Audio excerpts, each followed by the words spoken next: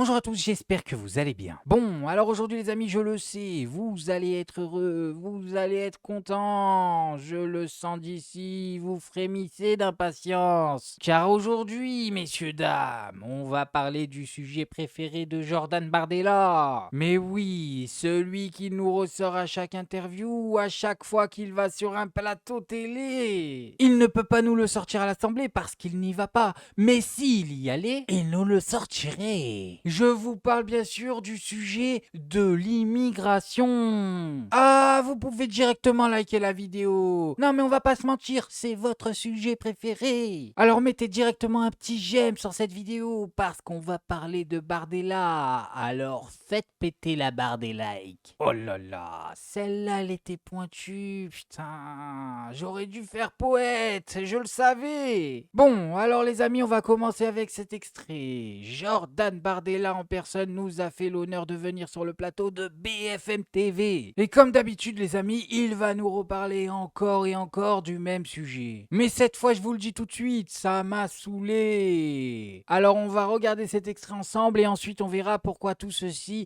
est d'une hypocrisie sans nom. Et moi, je souhaite que les aides sociales soient réservées aux familles françaises. Les allocations familiales, par exemple, doivent être réservées aux familles dont l'un des deux parents est de nationalité française. Vous défendrez des amendements là-dessus ? Nous défendrons notamment des amendements, mais notre position, elle n'a pas varié et elle ne variera pas. Et je pense que notre modèle social ne peut pas être un modèle social qui soit précisément conçu pour absorber l'intégralité de la précarité mondiale. J'étais il y a quelques jours, au Danemark. Le Danemark est un gouvernement socialiste, un gouvernement de gauche. J'ai rencontré le ministre de l'immigration. Là-bas, ils ont précisément considéré que leur modèle social ne pouvait pas être universel. Ils ont fait des économies considérable en restreignant les aides sociales versées aux étrangers et ils ont un message très simple. L'État doit être là d'abord pour les nationaux, d'abord pour les citoyens du pays en question. Quant aux étrangers qui viennent en France, ils doivent pouvoir survenir à leurs besoins. Attendez, le message du Danemark, c'est que les étrangers qui viennent en France doivent subvenir à leurs besoins. Mais t'en es sûr de celle-là, Jordan ?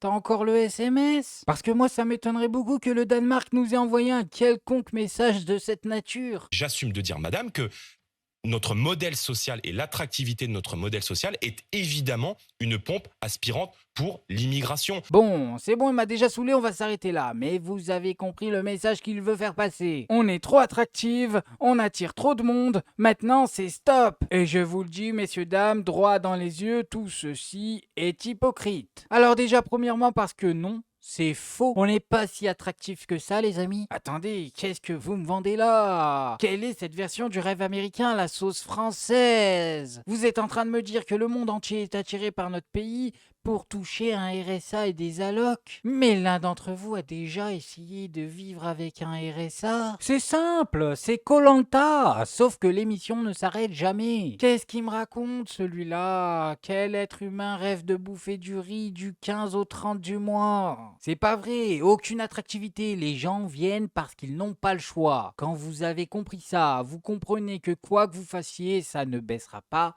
ce taux d'immigration. Et ça m'amène à mon deuxième point, les amis. Qui est vraiment visé par ces mesures qu'il cherche à prendre ? Est-ce que c'est les immigrés, ce pourcentage infime de la population française ?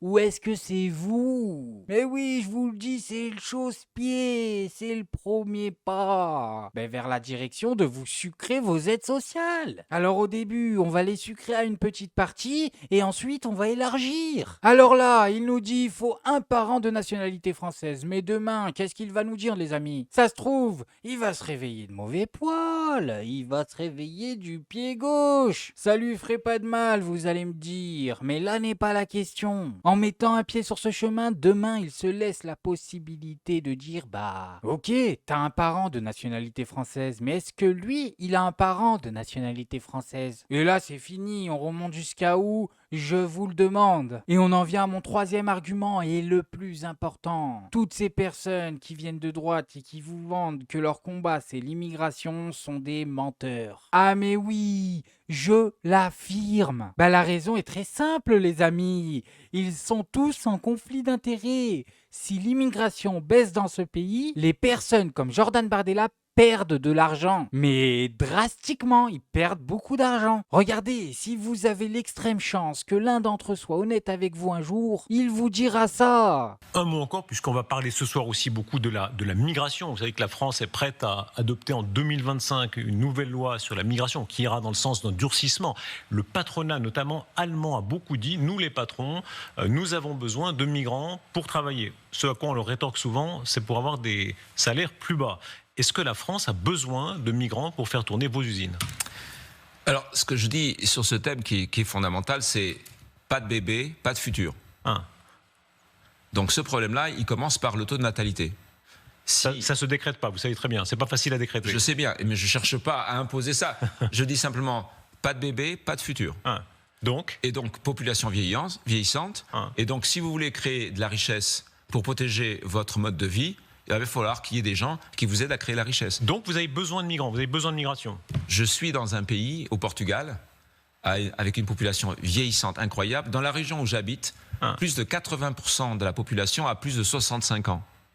Donc, il est évident que oui. Il est évident que, si je prends à nouveau l'exemple du Portugal pour essayer de gérer les émotions. C'est facile le Portugal, oui, vous gérez les émotions, non, c'est la prudence, là, parlez de la France. Oui, la France doit faire de même. Si la France veut continuer à accroître sa richesse pour servir le mode de vie de sa population, elle a besoin. Si vous n'avez pas compris, les amis, je vais vous le résumer en une phrase très simple. Si on enlève les migrants du pays, le PIB se casse la gueule. Et ce qu'il vous dit, lui, c'est une des raisons, mais c'est pas la raison principale. Et non. Lui, il nous dit que, étant donné qu'on a plus de vieux que de jeunes, on a besoin d'importer des jeunes. C'est vrai, mais ce n'est pas du tout la raison principale. La raison principale, je vous la donne en mille, les amis, un migrant coûte beaucoup moins cher que quelqu'un qui serait natif. Voilà, tout simplement. Et ce, dans tous les domaines. Parce que quand je vous dis ça, vous me dites oui, ça fait de la main-d'œuvre pas chère pour le bâtiment, peut-être les coiffeurs, les agents de sécurité. Mais non, les amis, non, on n'en est plus là du tout. Moi, je vous parle des médecins, je vous parle des professeurs, ou encore même des informaticiens, tous ces métiers qui ont un peu de prestige. Mais vous croyez quoi? Pour le patronat, vous êtes devenu de la main-d'œuvre trop chère. C'est même pire que ça. Si on enlève les migrants de ce pays, le système s'effondre. Oui, c'est une très grande hypocrisie parce qu'en fait, sans les immigrés clandestins ou pas, d'ailleurs, l'économie française ne tourne pas. Si on reste sur l'exemple des hôpitaux, les médecins étrangers, c'est eux qui assurent les urgences aujourd'hui et qui font que vous êtes soignés. Il faut le dire aux gens, ça quand même. Il faut le répéter. Ils sont payés 3 fois moins que leurs homologues français. Un médecin français va gagner 6 000 euros par mois. Un médecin étranger pour le même travail, voire plus, gagnera 2 000. Donc c'est juste après 10 ans, 15 ans d'études à l'étranger, certes, mais les mêmes études.